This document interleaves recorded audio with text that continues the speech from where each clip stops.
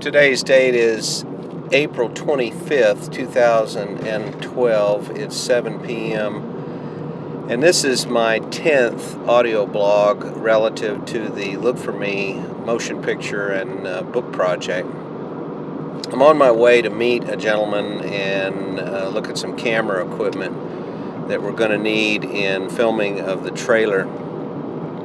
I just want to make a few notes about a sense that I'm having that's completely foreign to me. I guess I've had it a time or two in my life, but I am really experiencing something now that I don't think I've ever experienced before, and that is a sense of being completely unstoppable, a sense of being invincible with respect to this project. I'm not sure where that comes from. I think part of it is that I've fully adopted the phrase, "you experience what you believe." And I think part of that is that the people around me are seeing that I've adopted that, and they're just buying into it. They're saying, okay, yeah, this guy's going to do this. I've had discussions with a variety of people about the book project and the movie project for the last several months, and nobody's saying no. Nobody's saying you can't do that. Nobody's ridiculing it. Nobody is throwing up any roadblocks. And that's kind of unusual for me, because typically when I get involved in something, people give me the crooked eye, like, oh yeah, right, there he goes again. But I'm not getting that here, and I don't know if it's because they read in me the fact that I totally believe it. Now, with respect to you experience what you believe, I think that if you have that as a philosophy, then what that does is that means that you're focused on a particular goal, and when choices come up, do this or do that, somehow psychologically you evaluate those choices, and I think sometimes this is totally in the subconscious. You evaluate those choices and you make the choices that advance you toward that goal. You don't allow yourself to get distracted. You don't allow yourself to get roadblocked. And so you have a sense of being totally unstoppable. Now, reality being what it is, reality is a harsh thing, and it could be that reality will creep in, and at some point I'll say, well, no, that was harder than I thought. But standing here and now, I don't think that's the case. I've said plenty of times to a lot of different people that I do not know where these books came from. I would love to take credit. I just don't know how it happened. There was one gentleman that said, well, as a writer, the more you write, the better you get, and so just by definition, you're eventually going to write something that's really good. And that's kind of an interesting take on it. I'll take that. I mean, sure, I'm getting better and better. But I seem to have stumbled on to something that is resounding so well with the readers. They really are liking the concept. Whether they believe it's fiction or whether they believe it's something that's really possible, it doesn't matter. The point is they're liking it, and I think it's because it's offering them a sense of hope. A gentleman was explaining to me yesterday, he's read 2.5 of the books. He's in the 3rd book, Into Missing You. He says almost everybody has experienced a situation where they look back, and he was talking about a woman that he used to date, and for whatever reason that broke off, and he went on, and he's thought about it a number of times, wish he'd have done things differently, and how things would be today had he made different choices. And he says these books are granting the idea, the romantic idea, that wouldn't it be cool if we could go back and correct some of those errors in judgment that we made? Would it be interesting if, say, somebody was trying to talk to us on the telephone, and we had our hands full with a lot of other things. We didn't pick up the phone. As a result of that, maybe something happened or an opportunity was lost. And then you go back and you analyze, why did I lose that opportunity? Why did things go the way they did? And you trace it back to the fact, well, I didn't pick up that phone that one time when that person was going to say something that would have made a difference. I mean, you just don't know. And one thing that I've done more lately in my life, as opposed to earlier in my life, is that I'm pretty much going with the flow. I mean, I don't know. It's clear in my mind that you cannot predict the future. You don't know what tomorrow holds. You don't know what dot is going to link to the next dot. Connect the dots in order to create some kind of thing. You don't know, and so you don't pass up opportunities, and you don't roll over and say, "Oh, I'm too tired to get up," or whatever. I mean, you just accept everything that comes along for what it's worth, because you don't know how that's going to lead to something else. And what I'm finding, there's this tremendous network there of connections that we don't understand, we don't know anything about. And as you're traveling down these little pathways, you don't know what's going to connect to whatever else. I mean, I found out recently, a guy that I've known for 25 or 30 years actually graduated from the same high school I did 4 years earlier than me, but he was actually in my brother's graduating class. I mean, why did that come up in the conversation? I don't know. What that means, I don't know. But that's an interesting thing to learn after knowing somebody for, I'm going to say, 25 years. I mean, that conversation never came up, but it did just recently. And so what does that translate to? How does that fit into this matrix or network or this egg crate? I don't know. But I'm becoming more and more aware of those kinds of things, as though there is a master plan and that things do fit together. And I have believed this, that sometimes you'll meet somebody and you'll walk away and say, well, we met for a reason. But you never really go the second step and ask the question, well, what was the reason? And if there's a reason, was it orchestrated? Did somebody put it together? Is there a higher spirit, a higher power that says, okay, this needs to happen? Well, that's something that I address in my book series, the concept of, well, maybe there is somebody that's orchestrating this. And I don't want to give away the story, so I won't tell you what my answer is to that. But I do offer an answer to that.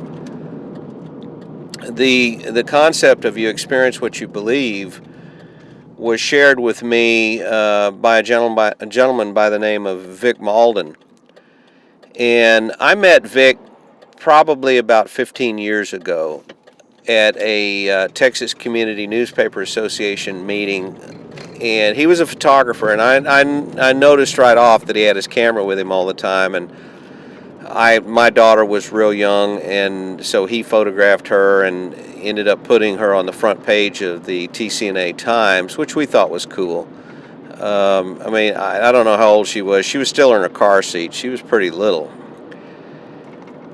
I didn't know that I would end up being his friend, and I didn't know that he would die suddenly, and I didn't know that they would name a award after him, the Vic Mauldin Memorial Award for Advertising Photography, and I didn't know that I would win that award an unprecedented 6 times.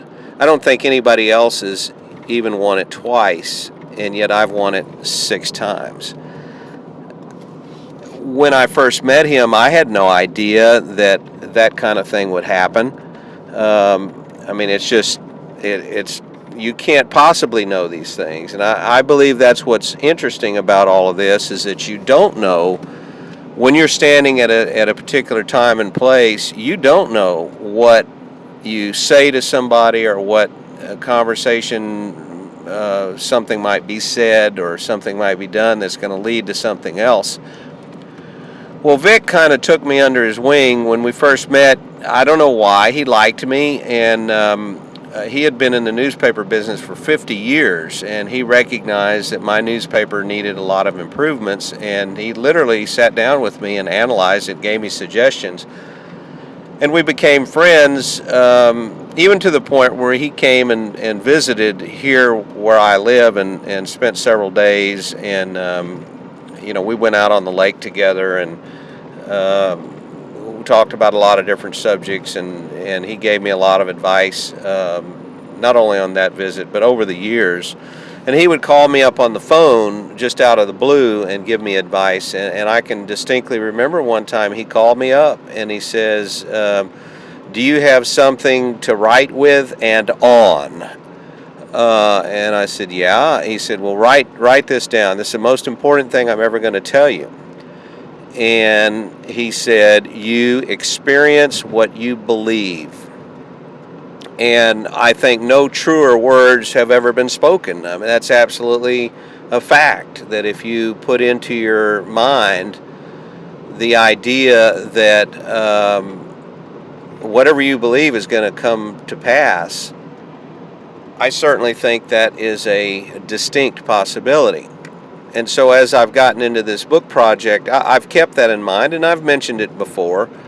I've kept that in mind, that I know exactly what the goal is here, and I know that we're going to get there. Now, I don't know how much time is going to go between now and then, but I do know that we're going to get there. And the goal is the books are going to be widely acclaimed, national bestsellers, and we're going to make a series of motion pictures based upon those books, and they're going to be well received.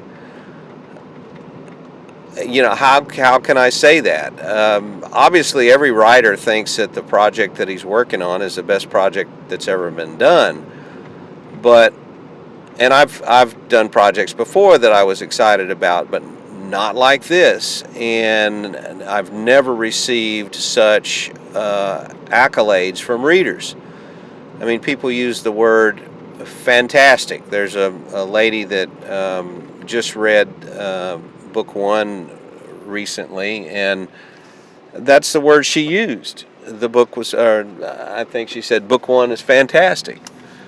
And I look, when somebody says that, I look at them like, yeah, you're just saying that. I mean, I'm trained not to necessarily believe what people are saying, and I'm not saying I distrust her. I mean, she has no reason to be disingenuous, but I've written so much over the years that didn't really get much reader response that I'm still in a state of shock that not only are we getting a good reader response, but it's over the top and it's sincere, and the books are doing something to people. I guess they're changing, the story is changing them in some way, changing their outlook on life in some way. Well, that's pretty special, and I don't know. I don't know why that's happening. I mean, this same lady said that she's had the book a couple of months and didn't have time to read it. Very busy family life and all that. And she told me in our conversation, she says, I can't believe that I waited to read this. And that's a pretty nice comment too. And she started on the next book now. As a writer, I don't know if I'm prepared for such universal reaction. I mean, it's great. I love it. I appreciate people saying things like that, and I like hearing it. But I'm not sure that I'm really internally ready for the kind of acclaim that's just around the corner, and I know it's just around the corner. And I can fully see why, when you have real young artists, musicians especially, they're 18, 19, 20 years old, and they do a song, and that song's a big hit within a few months. I can see why it makes them crazy, because they're not prepared to handle that kind of fame. And I've always noticed that the older the artist, the less the fame seems to affect them. They seem to take it more in stride. And I think part of that is when you struggle for many, many years, you prepare yourself much better for the day when perhaps you will get a lot of attention. And I certainly think that I'm prepared for that, but at the same time, I'm not sure. I assume that I am. And since I've done a lot of, for the last 20 years, a lot of public speaking on political issues and a variety of things, and I was president of our Writers Guild for 10 years. I mean, I know what it's like to be in the limelight and for people to ask you questions and people to be interested in what you have to say. I know what that's like, and I hope that I'm always humble when it comes to receiving that kind of attention. The books are different, though, because no one has ever reacted to fiction that I've written before in this manner. And I've written other fiction, and the other fiction has been well received, but not over the top well received. I mean, it's been, oh yeah, that was a good book, but not one of these deals where, when's the next one coming out? I mean, that seems to be, of the people that have read all 4 books, that's the question I get most often. When's the next one coming out? And my answer is always the same. I'm done. There isn't a next one. And yet in the back of my mind, I know that I'm probably lying to them. That's not a statement that I'm going to write a book 5, but that is a statement that I'm really not sure that the answer is I'm done. I will say this. Rather than sit down and write book 5, I think it's really important that I concentrate on the issue of getting the books promoted. One of the things, it's easy for a writer to write something and then stick it on the bookshelf, in the filing cabinet or whatever. That's easy to do. I certainly don't want to do that. I mean, given the kind of reaction we've gotten just in the test marketing, I don't want to drop the ball now. So if I spent my time writing another book, that would take away from the promotion of the 4-book series that I have now. So I think, in a sense, I'm motivated not to write another book at this point in time, although I can absolutely envision the day when the first 4 books are popular and there are a lot of people reading it and I'm financially secure as a result of it. And I see the day when I can just pick up and go someplace quiet and write the next book. Of course, in some sense, I'm already more financially secure than the average American, and the reason for that is because I designed my life that way. I avoided debt, I avoided unnecessary expenses, and I don't live a lavish lifestyle. Although, if I had the money, I wouldn't mind doing that for a while. I wouldn't mind having the assistants and having the limo rides and the red carpet and all that kind of stuff. I wouldn't mind that. Although I'm sure you can get tired of that pretty quick because there's no privacy, and privacy is important as well. The Look For Me, I Will Find You series is somehow unique and special in the minds of the readers, and that's what they continue to tell me again and again and again. I look at it that way as well. I mean, when I think about the implications and think about what it is that I've said, whether I generated it or whether I just reported it from some other source, if there's any reality to the premise and the possibilities, it opens up a whole new world. It opens up a lot of possibilities that prior to now I had never thought about. Really, I mean, yeah, the concept of past lives comes up in conversation, and people will say, "Hey, I knew you in another life," that kind of stuff.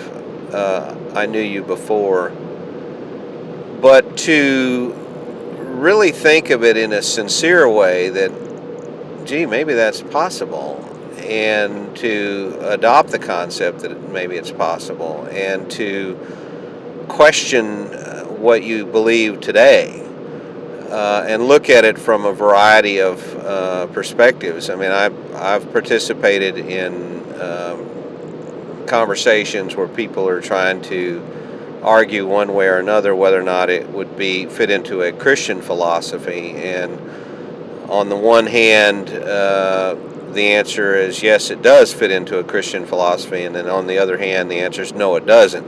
I mean, that's still being debated.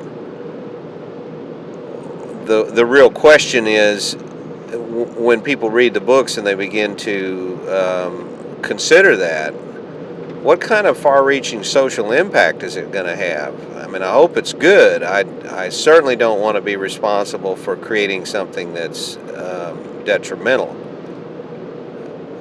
I don't think that's the case, but anything's possible. That, I guess, is also an item that the critics and the pundits and the examiners are going to try to determine, what is and is not the social effects of a book of this kind, or book series of this kind. I'm certainly of the opinion that all ideas are good, that you should think about different things and consider different things, and that there's no reason to discount an idea just because you're afraid of it. That would put us in a worse spot than considering ideas that are possible. I would certainly rather consider ideas that are possible than to discount things just because you don't know where it's going to lead or what it's going to mean.